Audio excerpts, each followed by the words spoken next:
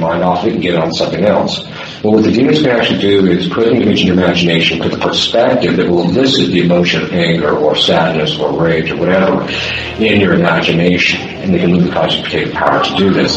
This is extremely important in marriage, because one of the biggest problems in marriage is the wife will do something perfectly right and harmless, and the husband will look at it, the demons come in, move the cogitative power to look at it from a particular point of view, and the next thing you know, he's all angry about stuff. What's up with that?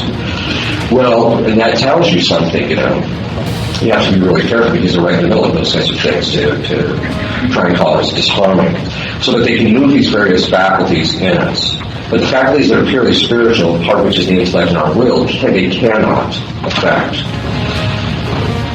Demons can also cause certain kinds of, actually, it can cause every form of mental illness.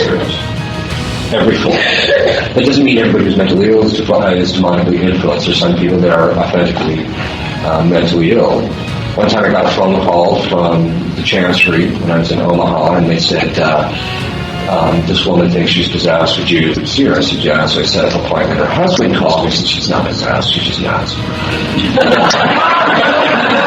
That was when I came out of response. I'm like, okay, I got to take this with a grain of salt, because she could actually be possessed. And she says, no. She says, she'll turn the dryer on, the hose in the back of it moves from the exhaust, and she thinks it's possessed. Just ignore her. And then I found out later that her son was playing tricks on her and stuff. So, okay, so, and she was just, she tried to call me 16 times in one day. That's a bit over the top.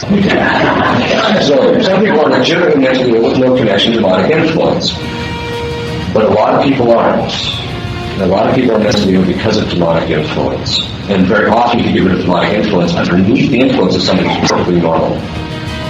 They don't need any further counseling. They need nothing. They just need to be liberated. Angels can cause in us, they can cause us to hallucinate.